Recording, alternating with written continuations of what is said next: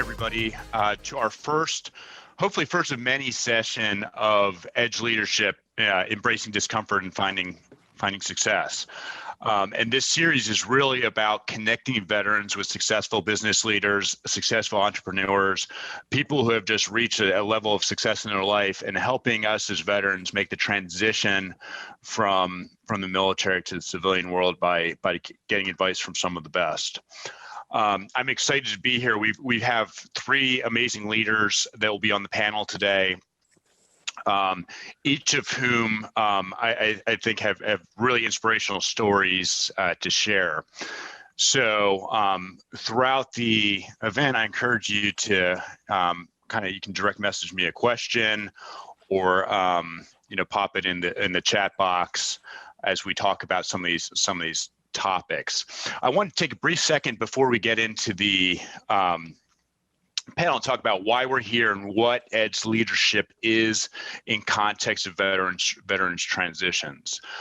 So first off, I'm Brendan McElroy. I'm the founder and CEO of Franklin IQ. I'm also a veteran of the Marine Corps. And so I went through this transition from uniform to civilian life about 10 years ago, a little over 10 years ago. And I found it immensely challenging, as a lot of veterans do. And there's a lot of data out there that says that over half of veterans aren't happy with their first jobs, haven't figured out what their career fit is. In addition to unemployment, it's real challenging to make the transition. I found when I transitioned, the best advice I got was from non-veterans. And that's not to say I didn't use veteran advice and use veteran resource, but I was a constant and astute observer of people who are in leadership positions and how they got there. And that's one of the reasons why I founded Franklin IQ as a leadership development firm, is because I believe firmly there's a right way and a wrong way to do it. And I'll give you the example I always use with my team is the proudest experience I had with a Marine was as a platoon commander in combat. That was what I grew up in the Marine Corps, started out enlisted, and that was the height of my leadership experience there. I was fortunate to have a mentor when I was getting out who looked at my resume and told me, Brendan, no, I was applying at this global consultancy, and she said, nobody gives a crap that you were a platoon commander because you're never going to be a platoon commander at that company. And she didn't mean that as offensive to platoon commanders, but what she meant changed my career forever. What she meant was that you're not translating your skills into marketable skills in the civilian world. And instead, she had me work through, well, how much inventory did you sign for? How much budget were you responsible for? And in every single interview I was fortunate enough to have gotten at the time, nobody asked me about being a platoon commander. Every single interviewer asked me about budget and inventory. Every single one of them. And so that lesson was invaluable to me. Throughout the years, I've tried to impart that on dozens and dozens of veterans who are making this transition. That's what Edge Leadership is. It's how to get out of our comfort zone and kind of push to the edge without falling over. So that's why we're here. That's why we're here today. In enabling this, it's very grateful that as we kind of turn this into a podcast, we have podcast expert Rod Rodriguez is the kind of the backbone of the technical side of making this a podcast. So we're very thankful to Rod for helping us with this. Rod's podcast host and producer for Stars and Stripes podcast, connectingvets.com. And he's also a founder and entrepreneur, veteran entrepreneur himself with ClearComms. So Rod's an absolute all-star of the podcast world, and we're thankful for him today. And then an additional shout out to Elizabeth Watson, who you've all encountered in some way, shape, or form, who was our logistical program manager in making this happen, putting this together today. So big thanks to both of them. And then additionally to our co-sponsor, PenFed Credit Union, and we'll introduce Seda Goff here in a second, but PenFed helped us market this and get the word out. So we're very grateful for their support in doing this. So I'd like to start off our first segment. I invited two business leaders who have immense experience working with veterans, business leaders, entrepreneurs, giving advice, asking the hard questions, mentoring, and understanding, especially in regards to the financials behind veteran entrepreneurship, but also what success looks like for veteran transitions. So first, Ms. Jenn Loges is the founder and COO of One Degree Capital. One Degree Capital I interacted with for the first time as I was starting out as a veteran entrepreneur. One Degree Capital was very essential in helping me figure out what all this stuff, what's a P&L, what's an income statement, and kind of work through all of that. So I thought Jenn would be an awesome person to be here. She's also now the current vice mayor of Occoquan, Virginia. And I say that because if you're stuck in traffic on 95 outside Occoquan, you can call Jenn and she'll have that cleared up in no time. Jenn, welcome to the program. Thank you. Thanks for having me. And joining Jenn today is Ms. Seda Goff, who's the director of the Veteran Entrepreneur Investment Program at PenFed Credit Union, also professor of business at AU. She's worked with probably at this point, hundreds, but dozens and dozens of veteran entrepreneurs over the years through positions at Bunker Labs, Capital Post. Again, I know Seda because when Franklin IQ was going through the startup school at Capital Post at the time, Seda was one of the rare gems of everybody in the world to give entrepreneur advice. And there are very few people who know how to do it. And I'm to them. Fantastic advice and willing to deliver the hard messages to me when I thought I had a brilliant idea, and she asked me who the customer was. All right. Thanks, Brendan. We'll start with Jenn. Jenn, just thinking veterans across the nation. I mean, the most veterans are young when they get out. First termers have unparalleled access to technical training through the military. Huge leadership experience at very early ages. And so on paper, it should be an easy story to transition, but we know it's not. We know they're struggling to hit the civilian market. And in addition, with COVID-19, it's even harder for anyone to go out and find jobs. What do you tell veterans who want to translate their military skills into civilian job needs? Brendan, I think you hit it on the head with, looking at what are those actions that you're doing? How do those translate over into civilian life? Like you said, what are those raw skills that they are doing? One of the biggest things that we're big proponents of are something that we call info views. So it's not an interview. It's where you go and you meet with other people and you just, take them out for coffee, take them out for lunch, pre-COVID, of course, but go and just learn about their job, learn about what it is that they do. What you find is it's a lot different to go to someone and say, do you have any openings? Can I do you have any job? When you come with that, you're coming at, you're trying to get something. And a lot of times you may get pushback of, oh, we're not looking for anybody right now, that type of thing. But if you come and you say, hey, I just want to learn about what it is that you do, most people are very receptive to that and will sit down and talk with you. And you have no idea where that can go and where that can lead. You may find that in that conversation, something that you didn't even think of that you were interested in would pop up and you're like, oh, I totally have the skills for that. That person may be able to introduce you to other people in their network that may be of value to you. So you just go with an open mind. You never know where they're going to lead, but you're not going there expecting to get an interview for a job. And that takes a little bit of the pressure off. And I think that's important too, is that there's no expectation of anything other than to go and listen and learn, which are two huge things to do, no matter what you're trying to do. Yeah, I love that, and I think you hit on kind of two of the points that we talk about a lot in leadership training is that just ask. People love to talk about themselves and what they do, and in the veteran community, that's not an inherent task. You don't, if you're a lieutenant, you don't go to the general and say, hey, can I grab a cup of coffee and just ask you shoot a couple questions about, how do you become a general? Perhaps they should, but it's not natural part of it. Seda, what are your thoughts? So one thing that I would tell everybody is be open-minded.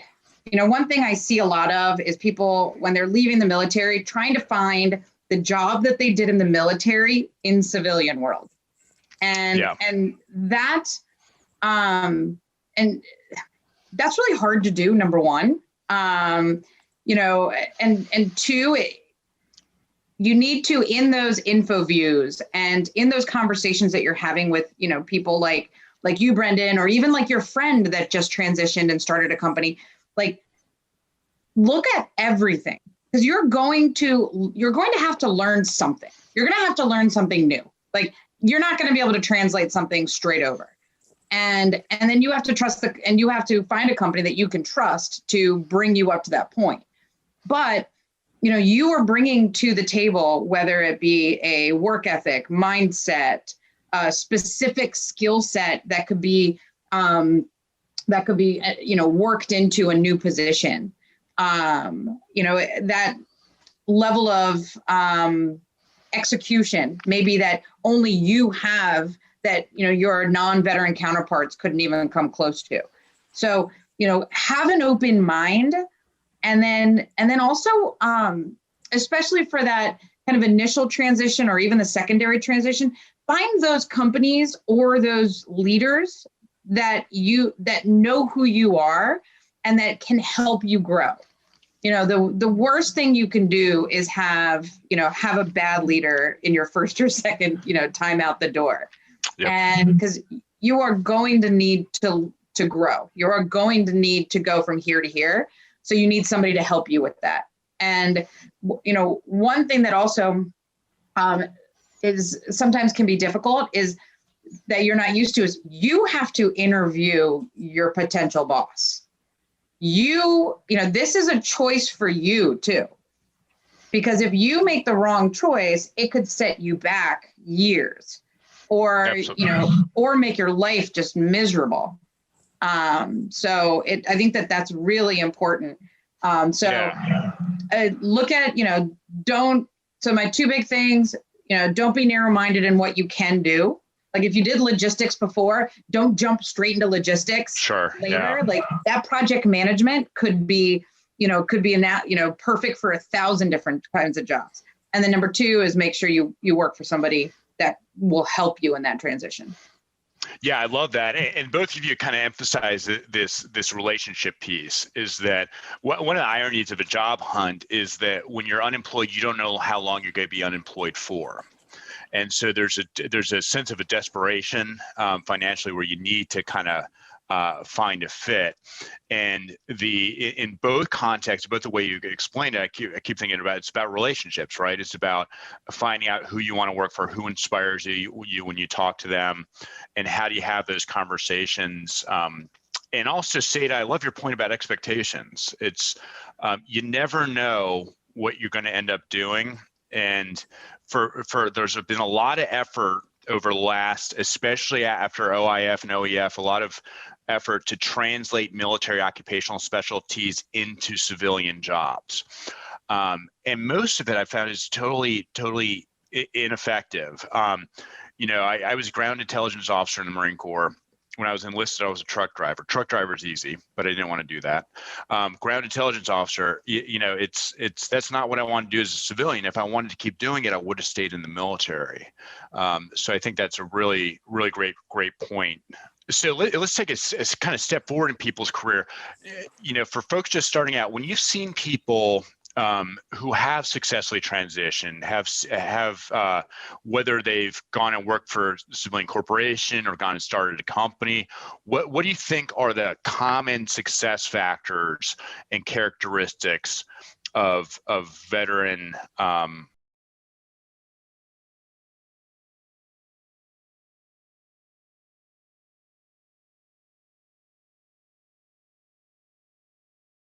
of service with Yeah. the organization or the leader that they work for. Because I think the rest of it can get figured out. So Seda, in the military, you have that shared sense of purpose is easy, right? Yep. It's a given. Yep. How do you find that when you're starting off at, let's say you work for a Walmart or a big, huge corporation? How do you find a shared sense of purpose? Well, you have to look at what the company is doing itself, right? So if you have to believe in what the company is trying to do and then believe in the culture that they've built to get that thing done.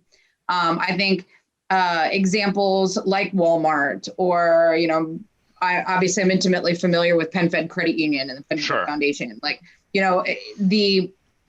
not only do they understand the military, they're continuing to serve the military, even at the credit union, especially at the credit union. And it's saying like, I want to sign up to do this because everybody at the organization should be in that, in that same trajectory. And then that same shared, sense of purpose. And that comes from the leader. And then how well are they able to be able to pass down their kind of commander's intent, if you will. Totally. Yeah. And then be able to manage and then have the team around them to be able to manage that intent. And again, something you have to kind of force yourself to do that research because you don't interview your battalion commander in the military. Yeah. It's just you show up. And sometimes it's a little tricky to do that because we talk about core values a lot. And the example I always use is Enron had core values. Right. Every website is going to have core values. So are you actually watching what the CEO is saying and doing? Are you having those kind of meetings and kind of researching and finding that shared sense of purpose? I think it's really, really, really great point. Jenn, what have you seen? I'm a big fan of, no matter what I'm doing, is the whole philosophy of begin with the end in mind. What are you trying to get to? No one anymore, in my parents' generation, the average time that they spent at a job was 30 years. My mom actually got her job right out of high school. She worked for the phone company for 30 years, retired at age 48, and hasn't worked a day since. Wow. She's quite happy. Yeah, I can imagine. But that's, that is not the norm anymore. My generation, I think when we were starting in the workforce, I think the average time in the workforce was 4 years at one job. I think now it's even less than that. It's probably less than 2 years now. So understand that reality. Begin with the end in mind when you're starting with any company. Know what you want to have is try to have some sense of purpose of what you're trying to get to, and how does this position help you do that? Look for, it's great to think of what can you give to an organization, but you also need to know what you're going to get out of it. You don't want it to be completely one way, because that's draining, and that you will have those days of why am I here? But I think if you look at it from the sense of, here's what I'm trying to get to, here's what this position is, and there's valuable things that I can learn here. It may not be the be all end all of the position that I ultimately want, but there are things that I will gain from this that will help me get to my ultimate goal. Yeah, absolutely. I call those bridge positions. Mm-hmm. That a lot of times people leaving the military think they need to take hard right turns or hard left turns. That if they want to do something different, it's a 90-degree turn. But how do you bridge your experience into an end state? How do you say, if you want to be there, how do you use that as kind of a springboard without having to make a difficult hard right turn? So there are a lot of veterans. Veteran entrepreneurship is for the last 10 or 15 years has been in, so to speak. There have been a tremendous amount of successful veteran entrepreneurs. The interesting thing to me about entrepreneurship as we kind of switch gears to talking to you all about specific veteran transitions to entrepreneurship is I used to, when I got out, I kind of saw a lot of these veteran entrepreneur groups as charities.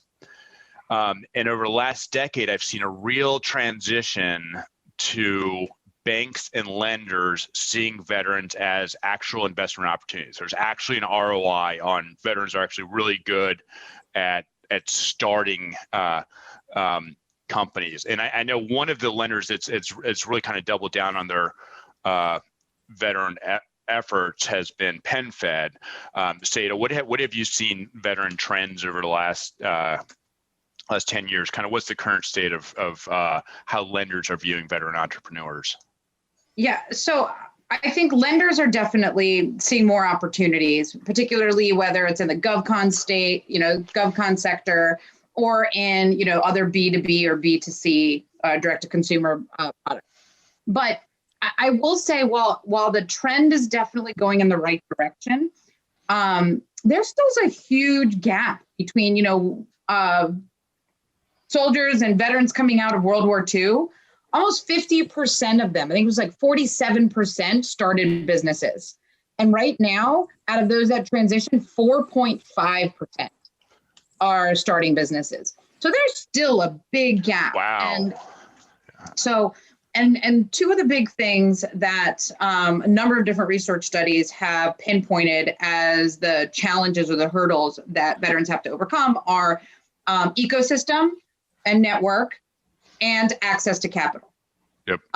So, surrounding yourself with people that, your average, kid coming out of college will have their internship and kind of collect people in the business world as they go along. You don't have that same kind of trajectory of, collecting people throughout your life.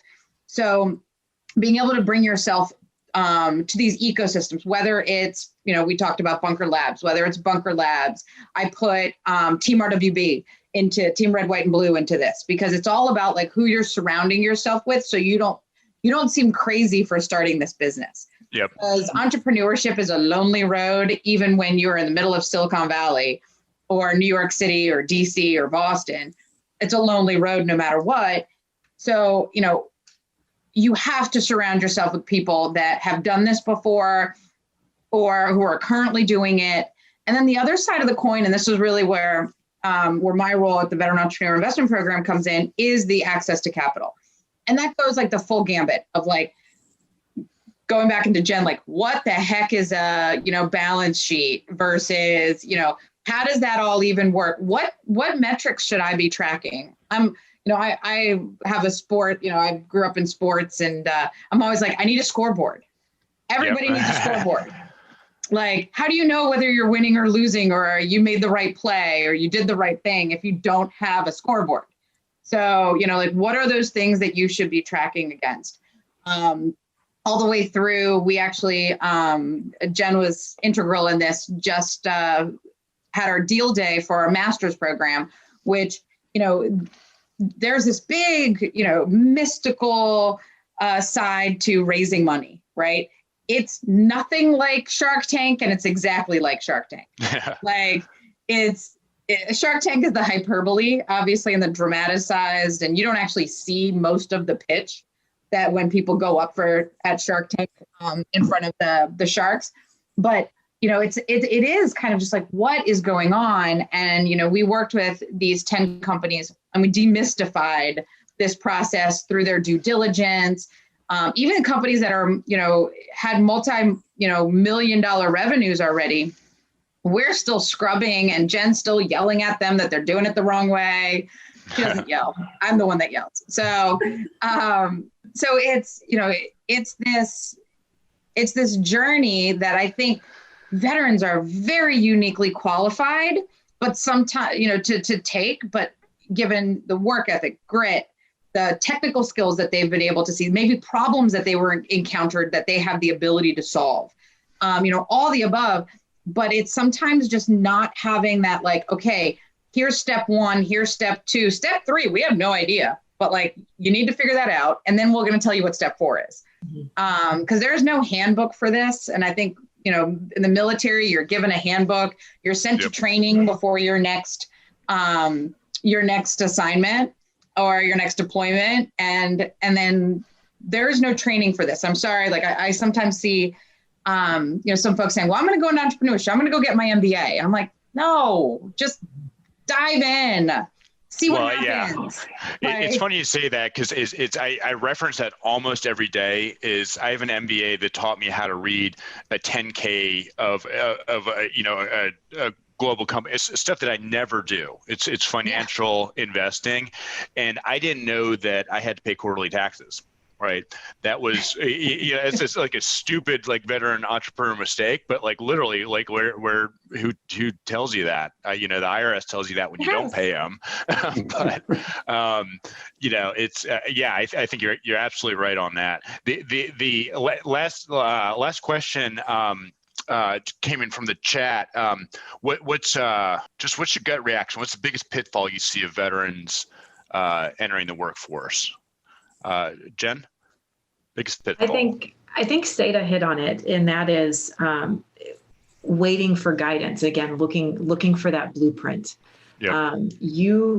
Whether you are in a job, whether you're in the workforce, or whether you have decided to take the leap and start your own business, you're the boss of you, and there's parameters that you have to work within. Absolutely, but there's no playbook, and so. One of the things that I absolutely love about working with veterans is that you've been trained to deal with working in a crisis. And there's a lot of times, especially if you're owning a business, you will wake up in some sort of crisis, not the sky is falling crisis, but typically every day you're going to encounter something that's what do I do now? There is no handbook. Use your critical thinking skills, draw on all of that training and translate it into that role, whether it's a workplace or as your business. I think that's probably the biggest pitfall I see is, as Seda said, that waiting for guidance. Wonderful. Seda, biggest pitfall? Understanding that failure is okay. Mm-hmm. Good. Both great pitfalls. Both of you have brought up just a page full of notes. And again, my journey into entrepreneurship, I think Seda said it best. It's a lonely journey, and finding people like Seda and Jenn was a very important part about my personal journey through entrepreneurship. Is being able to suss out who gives credible, good advice. Because if you walk out on the street and you say, I'm a veteran and I need some advice, you're going to get it. And it's really hard to kind of break it down. So thank you so much for being here. I'm going to ask you to stick around for our speed round at the end. And next, I want to introduce our keynote speaker, Mr. Harry Swayne. Harry, I'll give you a couple kind of bio facts about Harry, but first I just want to say Harry's just an inspirational man, and I get on the phone with him and I'm like, wow, like I want to be a better not only leader, but the word character just pops in my mind. And when people talk about Harry Swayne in the NFL, they talk about character. That's awesome. And so Harry's, background, 3-time Super Bowl champ, I think is the headline, which is just, amazing. I mean, think about how many people spend entire careers trying to win one Super Bowl. 3-time Super Bowl champ. But also after his NFL career, he spent his time in player development, now more broadly in organizational. So when we were thinking about how to deliver messages to veterans today, Harry's story as far as linking the same kind of core values of success to the workforce. Harry, and then the kind of third piece of that is Harry's also a husband and father to 5, I believe. Yep, that's correct. Yeah, so if that wasn't enough, so the first question, Harry, is you have 3 Super Bowl rings, 5 kids. Who got written out of the will? Yeah, I'm telling them that we saved for your college education. After that, it's on you. Okay. So, Harry, we're real grateful to have you here today. And as you and I have talked before, I'm blown away by the similarities between transitioning from the NFL and transitioning from the military. Just something I never really considered. And so often veterans, and I know for myself, had this hero to zero experience of, hey, I was in charge. I was large and in charge, and now I'm at the bottom of the totem pole and I don't know anything. And same thing with going from the pros to, you've talked about transitioning to the civilian world, so quote unquote civilian world. So you have 15 years, 3 Super Bowls, you're on top of your game. Talk to me about what it was like to retire. It was scary. It was scary. I mean, in the National Football League, I was 36 years old. I was old because it's a young man's game, but I was still young as far as my work history. And that's really scary to, think about military guys and pro ball players. They're probably the youngest retirees. There is no other industry that has retirees this young. Yeah, absolutely. Yeah. And it'd be great to have misery loves company, but we don't have a whole lot of company in that one. And so that made it even more scary for me, that I knew I would have to do something different. Completely different. So initially it was scary. I was uncertain. There were no guarantees. I think I might have talked myself into this is a bigger problem than I ever dreamed it would be. Wow. Yeah. You've become known as kind of a mentor with player development for the Ravens and just with other folks in their career. Did you have any mentors when you were kind of transitioning? Yeah, they were the same mentors that I had when I came in. Right. So when I was a rookie, I had a mentor. His name was Tyrone Keys. I think he only played another year or two after I met him as a rookie, and he's still my mentor today. And so it was great talking to him after he had already transitioned away to kind of pave the way and give some context and content and information about what it's like out here in the rest of the world. Hugely important. Yeah, and how did you figure out what?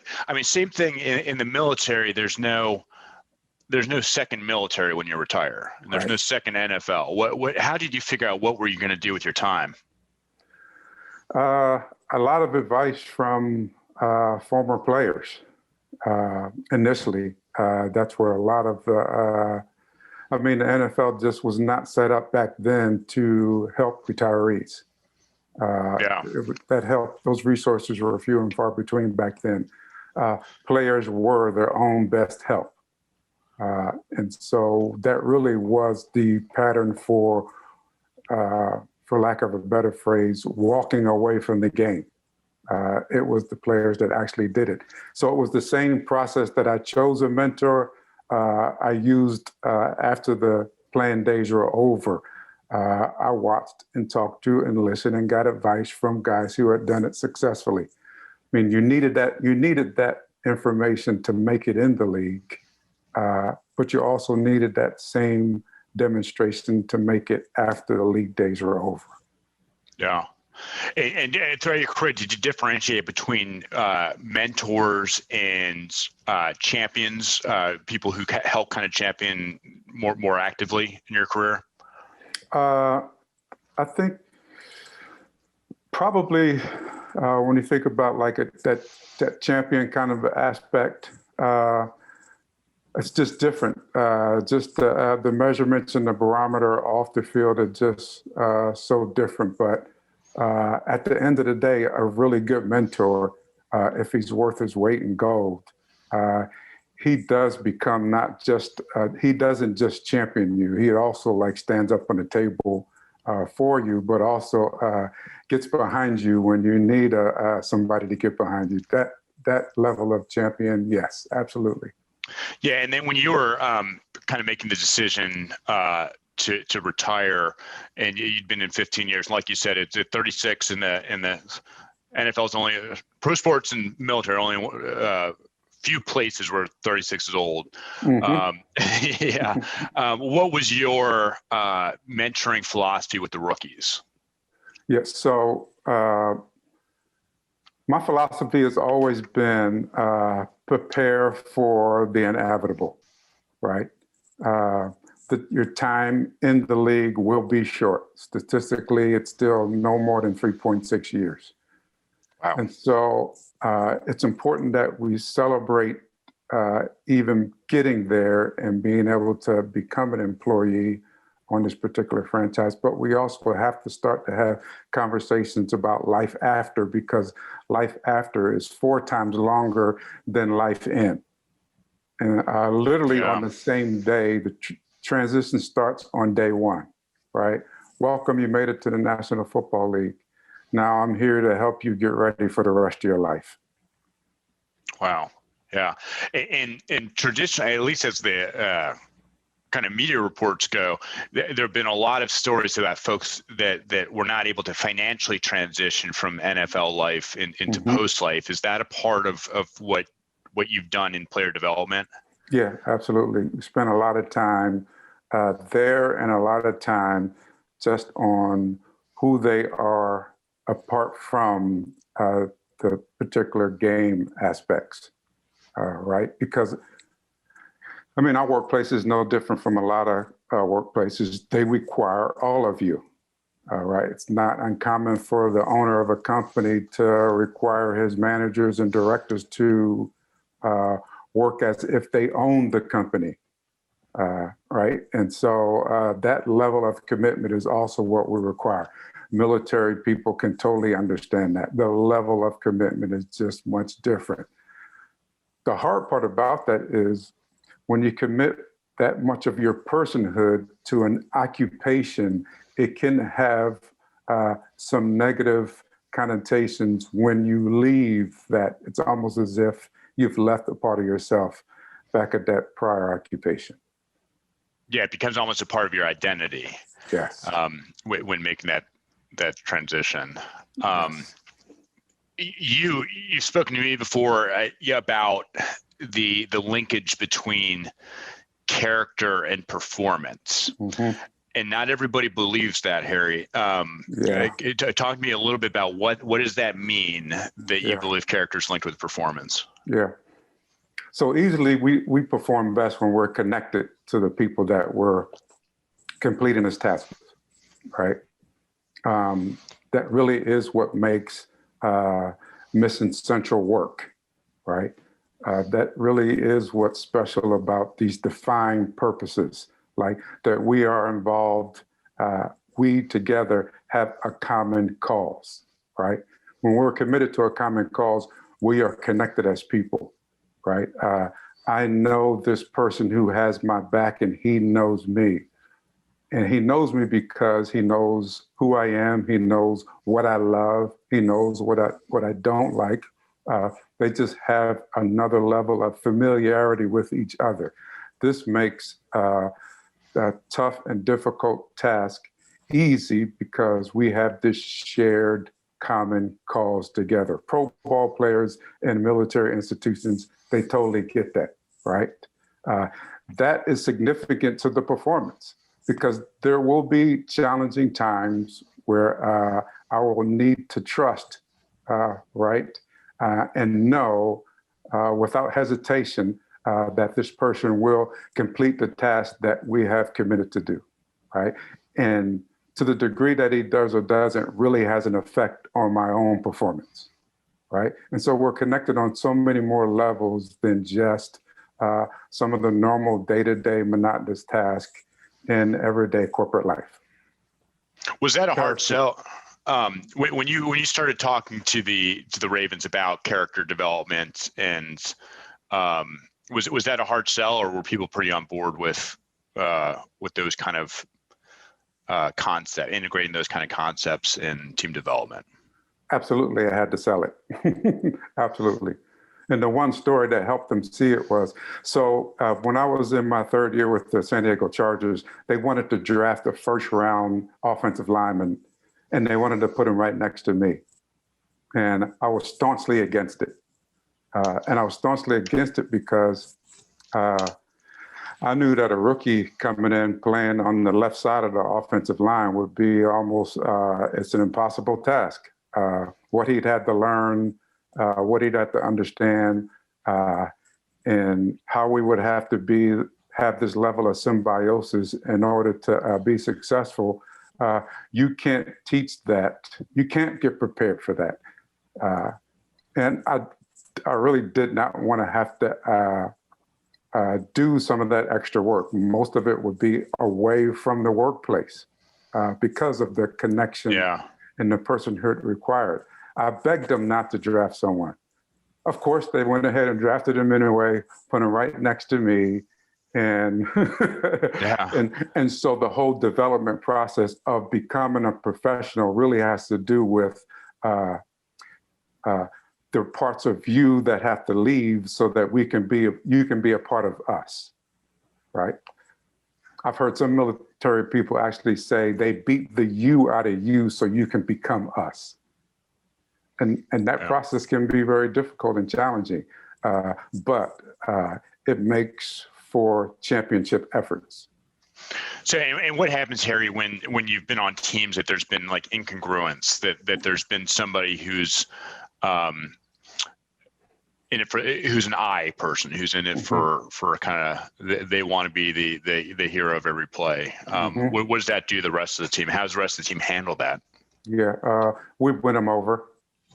At the end of the day, the connection that enough people have on a team, it may be in different pockets, but eventually those people who are, I'll say, on the outskirts, they get won over. So there's a lot of winning taking place before the actual contest takes place for us to win. We have won some people over to us. This is why you'll have some players that perform poorly in their last year on another team, and then they come to the Baltimore Ravens, and everybody's scratching their head like, how did they get that guy to perform like that? We wanted him to do that here. We won him over to us. Yeah. And I think the interesting thing, and Seda and Jenn, I'm going to ask for your thoughts on this too, is the character is something that in the military is very talked about, right? It's very talked about. How do you then, and as an employer, I can tell you character is one of the top things that I try to hire for. I don't know how to do it. Right, it's very hard to do in an interview. How do you show those kind of attributes in interviews coming out of the military? This is kind of to the group. If anyone wants to hop in here. Yeah, we have a philosophy of hire slow, fire fast, and one of the things that we do, and speaks directly to what Harry was talking about with, the culture that you're coming into. One of the things that we do for new hires is when they come on, they start off and they just do one project it's a 3-hour project. If that goes well, they'll do a 3-day project. And if that goes well, then we'll roll into something that's about 3 weeks long. But we have these milestones. And what we have found is it's amazing the number of people that we think are going to be good who don't make it through that 3-hour or that 3-day project. A lot of the things, once they're actually in and able to work alongside our culture and see how we do things, we are pretty different than other accounting firms or advisory firms. We have our ways, and they've been successful for us. But some people coming in, it just doesn't mesh well. They're not, we're 100% all paperless office, which for an accounting firm is unique. Some people can't handle that. Some people just can't handle the interpersonal relations of asking for help, those types of things. All of that stuff comes out almost right away. If you have a structure set up where you're able to have those kind of pause points to say, is this really working out? It's a way for the employer to look through and see if this is working. It's also a way for the employee to look through and say, is this the kind of culture that I feel like I can gel with? Does this work? And just having those natural stopping points is a great way to do that. I think the character is the degree by which we do what we said we would do. I mean, first off, you got to define it, right? We all say that I'm going to cover your flank in training is much different from I'm going to cover your flank in Afghanistan, right? And so it's the degree by which we do. I mean, corporate America understands the language, do what you said you would do, right? It's what keeps us, it really is what keeps us accountable to the agreed approach. Yeah, absolutely. Yeah. Seda? Kind of flipping it on to kind of the entrepreneur side. So one of the things, especially seed stage investors, and that's kind of earlier stage investors look for is in the founders. You know, there's an adage that, you bet on the jockey, not the horse. So, and the horse being the product or the company, you bet on the jockey. Sure, yeah. You bet on the founder, you bet on their ability. Because most of the time when we're investing at the level that we're investing in, the company that they came to us with is not going to be the same company in 2 years. Just because of the nature of the evolution of understanding your customer and the evolution of creating the solutions for that customer. So, and we understand that that's okay. But is the person at the helm the right one to be able to weather that stress and those crises that Jenn was talking about? Is that, do they have the character to pull together the right team to be able to, to be as successful as possible? Do they have the right character to know when to pivot, to know when to say, okay, we got to take a second. Like, this isn't going well. Like, have that humility to say, when to ask for help. So, that is a big factor, even in entrepreneurship, because nobody's going to work for you to help you build what you're talking about if you don't come from, if you don't have something to offer people, and that's usually character. And then I do want to do one plug for those transitioning. The Hiring Our Heroes Skill Bridge program is fantastic. We utilize it. It gives active duty the opportunity to kind of dip their toe in a company. You basically get hired for a position. It's an internship or a fellowship, but you are getting thrown in to do that work. So you get to figure out whether this is something you like. Is this a company you like? And then hopefully, if it's a good fit, you're able to transition straight into that company as soon as you leave the military. And usually, I've been seeing people doing this either through their terminal leave or just right in front of their terminal leave. Yeah, it's a fantastic program. And then the state of Virginia, we're located in Virginia. It has additional incentives that they'll tag on to that too. So there are a lot of programs out there. It's a phenomenal one to talk about. One of the things that I think elements I heard from all three of you, there's just reminding me of this model that I use a lot called the trust equation. And there's a book called The Trusted Advisor, which is a phenomenal book. I can't remember the author, but fortunately, there's Google. But he defines trust as trust equals credibility plus reliability plus intimacy divided by self-orientation. And what that means is that you have to do something again and again and again to build trust. It doesn't happen in a day. And self-orientation, what's in it for me, is the divisor. It cuts it all down. And so I think the biggest thing that I take away sometimes is, like, I'm in client service. Sometimes we have new clients and we say, how come we're not their trusted advisor on day one? And I say, hold on, folks, you've got to, it's not the first touchdown that makes you a Super Bowl champ. It's the one after that, the one after that, the one after that. It's the whole season. Do you like the football analogy, Harry? Yes, I love it. I'm trying, but a little plug for trusted advisor, because I think it helped me frame out the relationship aspect of partnerships and clients and the kind of things, the threads that I've heard throughout. One question from the audience, I think is a really good question, is, and I'm going to paraphrase a little bit, but when you're transitioning, I think I started out by saying this, there are a lot of resources out there. It's really hard to filter down to what works. And so to some of the points that Seda and Jenn talked about with finding a job, what resources would you start researching a company with that would give you an edge in either an interview or a conversation with that company? Where would you start? I would start on LinkedIn.